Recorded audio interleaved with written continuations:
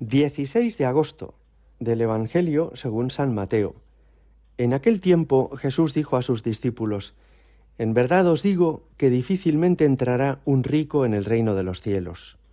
Lo repito, más fácil le es a un camello pasar por el ojo de una aguja que a un rico entrar en el reino de los cielos. Al oírlo, los discípulos dijeron espantados: ¿Entonces quién puede salvarse? Jesús se les quedó mirando y les dijo: Es imposible para los hombres, pero Dios lo puede todo. Entonces dijo Pedro a Jesús: Ya ves, nosotros lo hemos dejado todo y te hemos seguido. ¿Qué nos va a tocar? Jesús les dijo: En verdad os digo, cuando llegue la renovación y el Hijo del Hombre se siente en el trono de su gloria, también vosotros, los que me habéis dejado, os sentaréis en 12 tronos para juzgar a las 12 tribus de Israel. Todo el que por mí deja casa, hermanos o hermanas, padre o madre, hijos o tierras, recibirá 100 veces más y heredará la vida eterna. Pero muchos primeros serán últimos y muchos últimos primeros. Palabra del Señor. Una primera lectura de este pasaje nos podría hacer pensar que Jesucristo está condenando las riquezas materiales. Cuando le oímos decir que va a ser más fácil que que un camello pase por el ojo de una aguja, nos podemos imaginar esas agujas con las que un costurero o una mujer que borda enhebra el hilo, y entonces pensamos: es absolutamente imposible.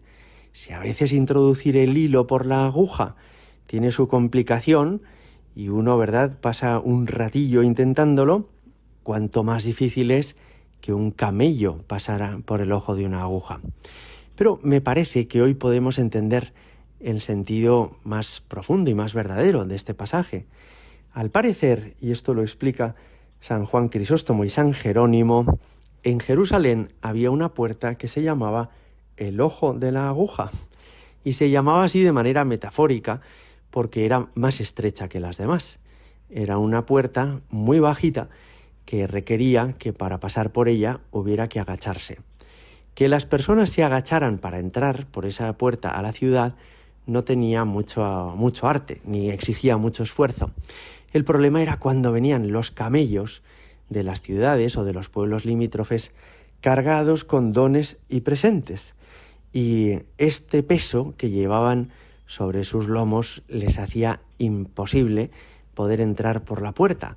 Estaban tan abultados estos camellos, eran tan grandes, tan altos y tan cargados, como os digo, que esto les hacía francamente difícil pasar por el ojo de la aguja. Y entonces, ¿qué es lo que hacían? Nos lo explica San Jerónimo. Decía este autor, este santo padre, que venían camellos de Efa y de Madián, y que estas mercancías que traían después se vendían en la ciudad. Cuando llegaban a la puerta, al ojo de la aguja, lo que tenía que hacer quien los transportaba era quitarles toda la carga, para que entonces sí pudiera el camello agacharse mucho, encogerse mucho y de esta manera pasar al otro lado. Y una vez que había pasado, ya entonces sí se le podía de nuevo cargar con toda la mercancía que traía. Jesús entonces, al hablar de este modo, está poniendo un ejemplo que toda la gente de su tiempo entendía.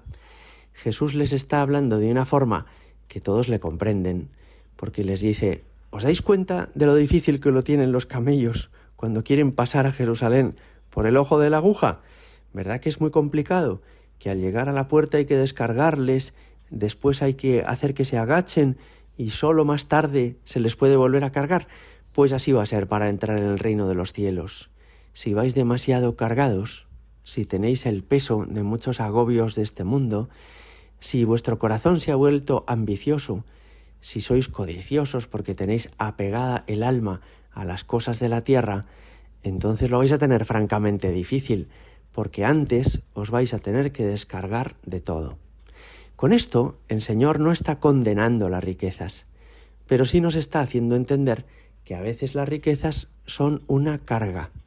¿Cuántas personas hay, verdad?, que tienen que dedicar muchísimo tiempo precisamente a administrar sus bienes, porque hay tantas cosas que supervisar, porque tienen que estar tan pendientes de no tener una avería en esta casa, de a ver qué hago con este segundo o tercer coche que tengo que llevar al taller, de que no me roben esta otra propiedad, esta parcela, esto que tengo aquí, esto que tengo allá. Y esto les hace vivir como con el corazón encogido, agobiados. En el fondo, más que ser para ellos una liberación, está siendo una carga. Y mirad, los hombres, los seres humanos, somos tan ingenuos y tan bobos que no nos damos cuenta de esto a la primera. Y que a veces nos justificamos mucho y decimos, no, es que yo todo esto lo necesito. O no es que yo sea codicioso, pero es que tengo que mirar por mis hijos. Son solo ellos los que me preocupan.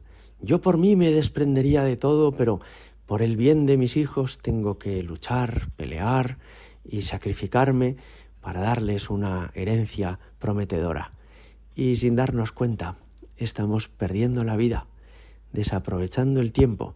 Estamos demasiado cargados, como ese camello que va casi encorvado y sudando todo el camino y que no va a poder pasar así por la puerta de la aguja.